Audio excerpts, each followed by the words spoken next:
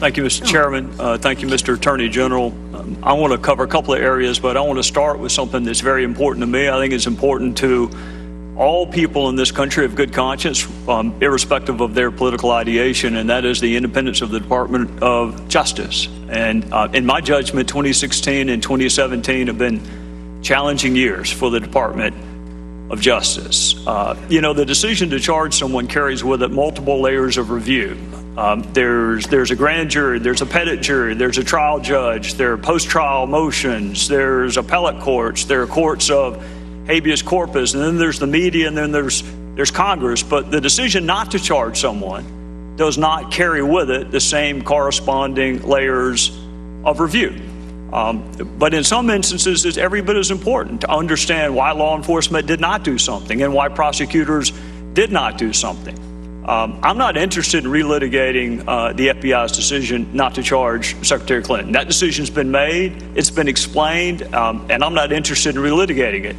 I am, however, interested in reviewing 2016 and 2017 with respect to the Department of Justice. And Mr. Attorney General, there was a time when my colleagues on the other side of the aisle were interested in having some of these questions answered as well. It wasn't a year ago that some of my Democrat friends wanted Jim Comey investigated and prosecuted for a Hatch Act violation. That was 12 months ago.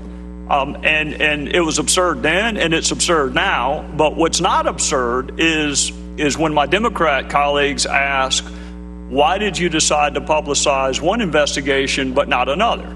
Why did you decide to appropriate a decision away from the Justice Department, which is very unusual for the head of the FBI to serve as both the investigator and the decision maker? Just like Republicans wanted to know, Mr. Comey, did you reach your conclusions before the end of the investigation? Did you make decisions whether to charge or not to charge before you interviewed all of the witnesses? These are questions that, to me, go to the core of whether or not the department can be respected, separate and aside from politics. I mean, I guess that certain departments are just inherently political, but the Department of Justice should not be. And so I tell you that up front, that Chairman Goodlatte and I are going to be looking into the decisions made in 2016 and 2017. And I think I can speak for him, and I know I can speak for myself.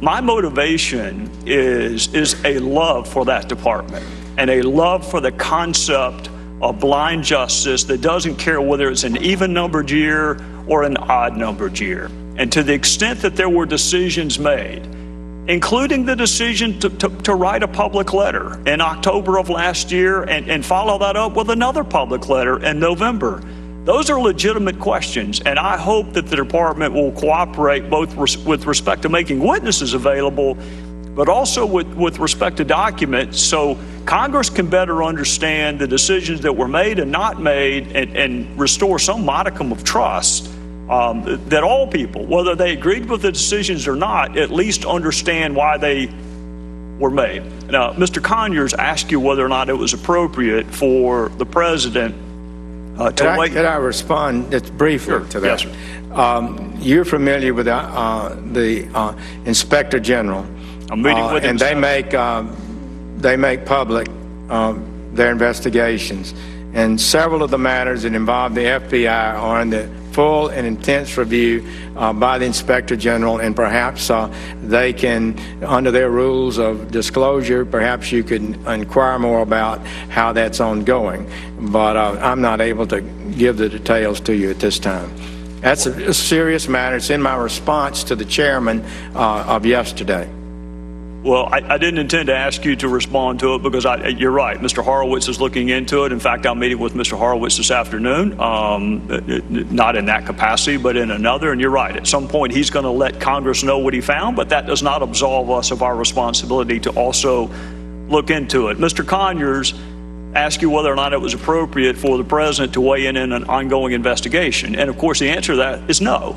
It is not appropriate. It's not appropriate in 2017. It wasn't appropriate when President Obama did it in the IRS targeting scandal. It wasn't appropriate when President Obama did it in the ongoing investigation into Hillary Clinton's server. It is never appropriate for a president to tell a Department of Justice what outcome it should reach. I just wish my friends on the other side had the same outrage when President Obama did it as they do now. I mean, I guess that's what this will be my last question to you.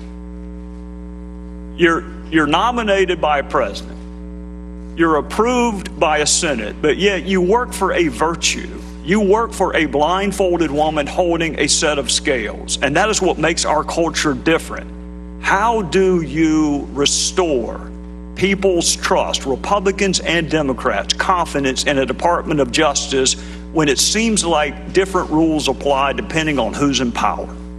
The time of the gentleman has expired. The Attorney General will be permitted to answer. Well, it's a good question and an important question. We intend to do our work according to the established principles of the Department of Justice. We will not be infected by politics or bias. We will make only decisions we believe are right and just, and we're not going to use the department to unlawfully advance a political agenda.